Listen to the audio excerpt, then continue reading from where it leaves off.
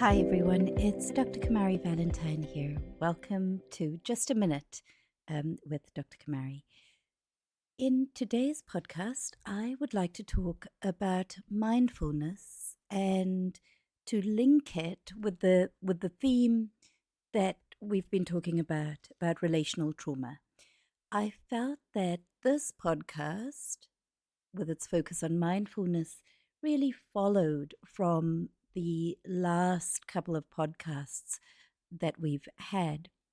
I used to run workshops on mindfulness. It feels like a different lifetime ago, I think before I had kids. And how popular mindfulness has really exploded in recent years. My view about mindfulness may be different than most because of the way that I came into mindfulness. So, mindfulness can arise because of spiritual beliefs or practices, but mindfulness was also deconstructed in the lab as a way of looking at what people were doing with attention. So let me take a wee step back. So as some of you know, my PhD is about overthinking. I'm not sure whether to say my PhD is about or was about, but the PhD that I completed was about overthinking, right? In fact, it was about overthinking as well as suppression. I was looking at women in romantic relationships and what happens when there is the combination of ruminating or overthinking as well as active suppression. And I was very interested in overthinking, and that's continued to be a lifelong interest. So when we look at the passive, overwhelming, repetitive why questions that accompany overthinking, and we know that that type of thinking is like yeast to dough. That's what Susan Nolan Hoeksema, the pioneer in the area of overthinking, described it as. We know that that type of thinking really amplifies the risk of depression and, for that matter, anxiety. And in the lab, when we look at what mindfulness is, we see that it is the antidote to overthinking. So regardless of any layers of belief around mindfulness or spiritual practices, if we deconstruct it and look at attentional processes, that way of being fully present, non-judgmental, compassionate, seeing the world as it is and not as our mind thinks it is, and even the idea of training the mind or doing something differently with our thoughts is the perfect antidote to rumination. I don't think mindfulness solves everything. I don't think that we need to necessarily spend a long time in mindfulness, although the effects are cumulative, by the way. So every bit you do adds up.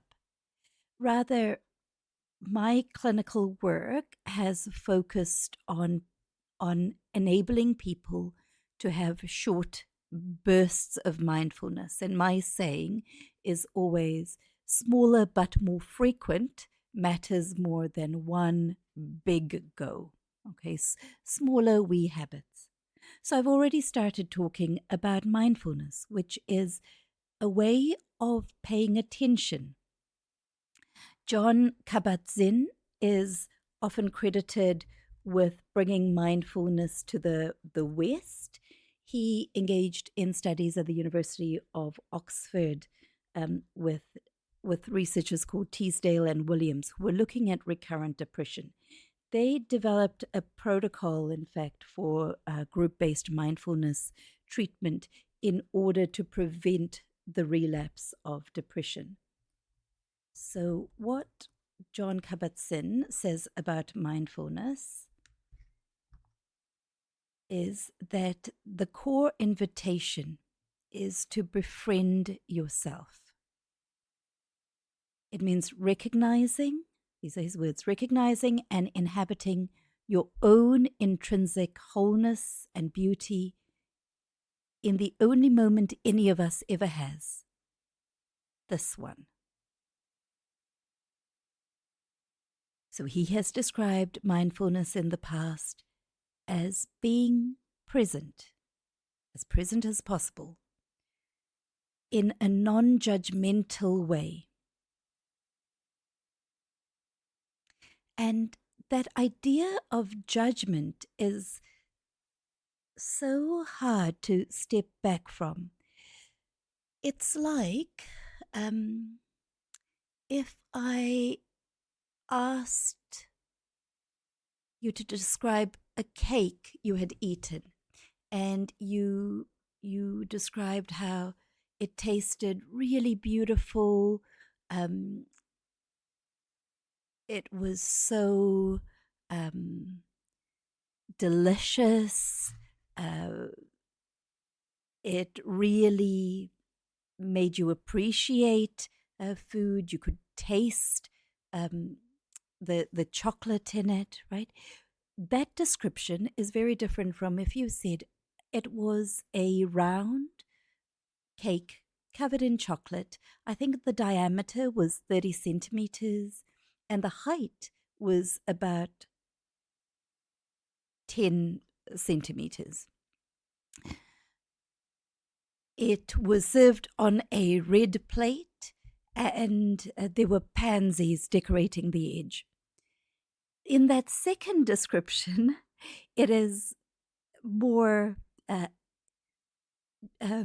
objective, maybe, but it doesn't have the layers of judgment. So judgment doesn't necessarily mean bad or good. It simply means there's an evaluation that is present. So in a moment, we're going to be talking about different mindfulness practices, but I'd like to bring in relational trauma. So relational trauma is about those experiences that influence us, that exceed our coping in close relationships, ones that are supposed to provide us with that sense of love, feeling safe, feeling supported. And instead of those experiences, we might experience pain and fear. Because it can be hard to put into words, we might experience this as sensations in our body. This can appear in very many forms, including in childhood, both in terms of things that were done, as well as things that were not done, the absence of praise, the absence of nurturing. It can happen in the context of intimate partner violence, or even from chronic emotional unavailability from those people who provided us with those templates of what others might be like. These effects can be really profound and diffuse. It's hard to put into words. We might struggle with trusting other people, and this might be hard to put into words. Intimacy, and with managing our feelings. There might be frank symptoms of PTSD, including flashbacks, nightmares, being hypervigilant and on guard, being avoidant of certain places or people, and having negative alterations, changes in our mood and our thinking, such as blaming ourselves. So mindfulness might be one tool in the toolbox, and it isn't about blocking out or erasing the past. It is about cultivating that awareness, that befriending, that ability to be in the present moment with our thoughts, with our emotions, with our body sensations and in a compassionate way. This allows us to be able to start spotting triggers, seemingly small situations. And being able to step back allows us to see these things as they are before they can escalate or hijack our emotional state.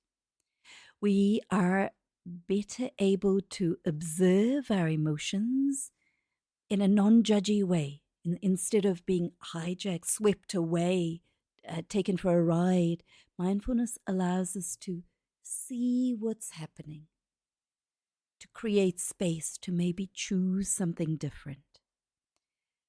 And as you hear in this podcast and also others, a critical ingredient is mindfulness, is self-compassion, sorry. It is about being able to cultivate that kindness and understanding towards ourselves, even more importantly than cultivating it towards others. Many of us are very skilled at having our gaze outward and being very aware of others. And this may have happened in relational trauma because it was important to pay attention to the state of others, to know when people's state changed, and to do something to manage that. In a podcast, I talked about the fawn response, right? People pleasing, to please and appease. In our adult lives, or in a time when we feel greater safety, we might be able to turn that gaze inward. And mindfulness has been shown to improve emotion regulation by directly changing the physical brain.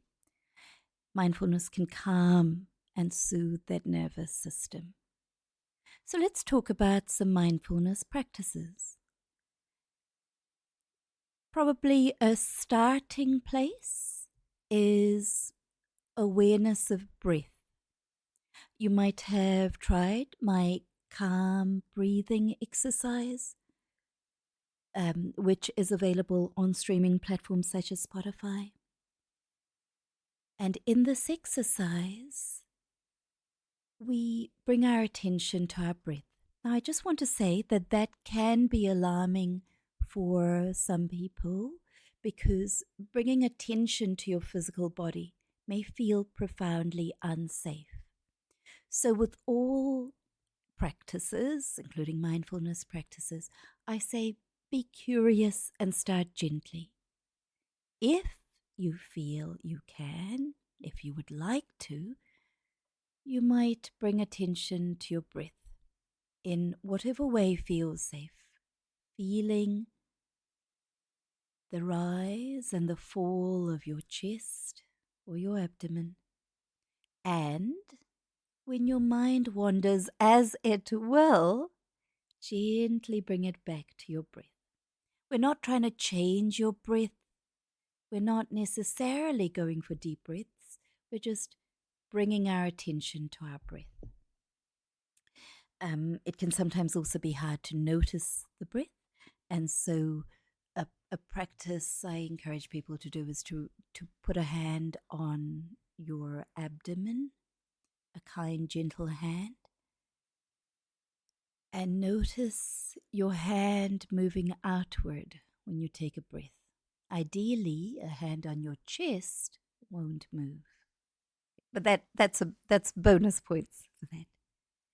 You might also be familiar with a body scan meditation where you focus your attention on different parts of your body, noticing sensations without judgment. This can be hard to do when there are parts of your body that are holding tension or pain. Doing a body scan can help bring integration, can bring a sense of your body as a whole. Mindful movement can include practices like walking with deliberate awareness or yoga.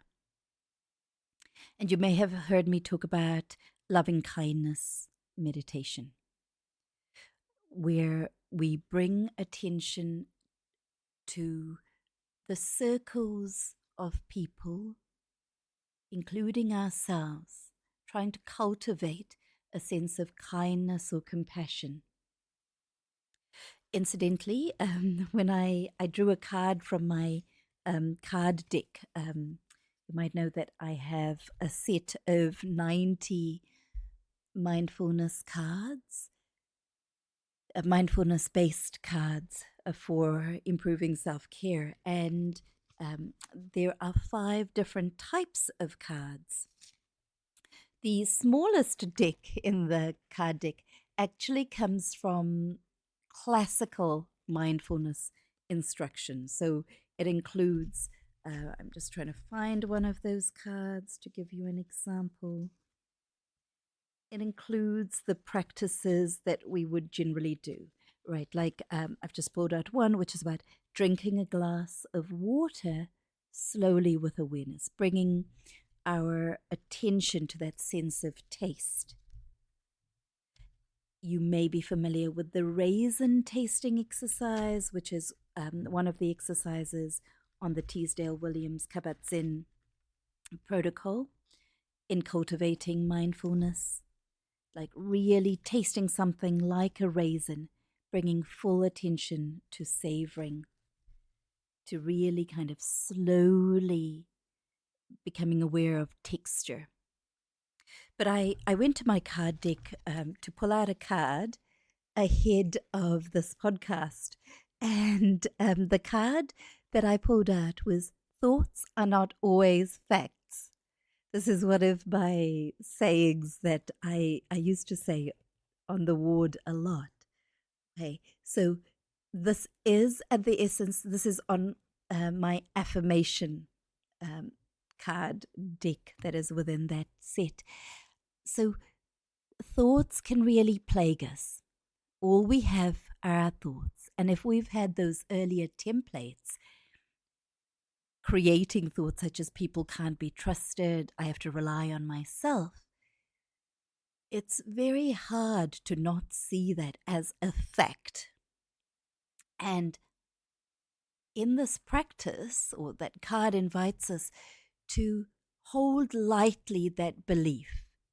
Even if it is true, it may not necessarily be useful.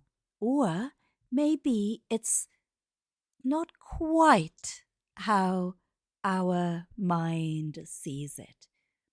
Right? So we're bringing in that curiosity, which is something to cultivate, because fight, flight, freeze, flop, fawn take us into shutdown away from curiosity and openness.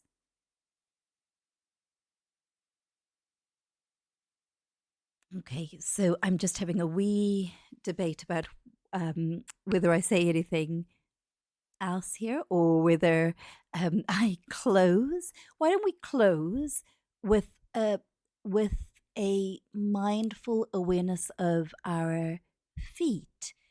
This is a version of the soles of the feet exercise, another exercise that is available on streaming platforms. So I would like you, if it feels comfortable, if you would like to notice your feet on the ground. And if you don't have the ability to notice your feet, or you don't have feet, you might notice your hands or a part of your body that is in contact with a surface. Dropping your shoulders down and back, bring your attention to your feet, if it feels okay, or a part of your body, really noticing the contact with the surface. Taking a breath in, really breathing into that physical space that is your body, really noticing the support from the surface. Trying to really see the sensation, experience the sensation as it is, not as your mind says it is. Taking a deep breath in, breathing out. Really notice that, dropping your shoulders.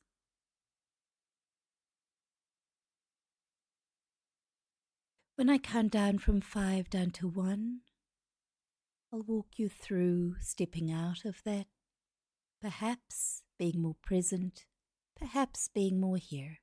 So 5, dropping your shoulders. 4, tuning into the sound of my voice, becoming aware of your whole body.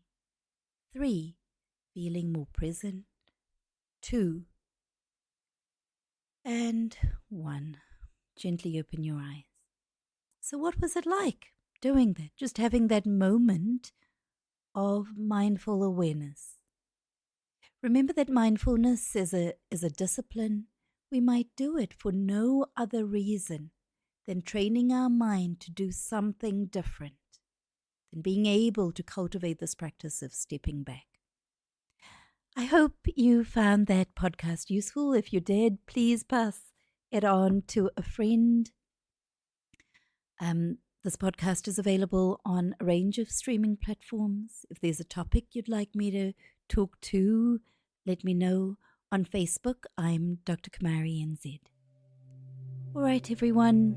I hope you are well and warm. Take care and talk soon.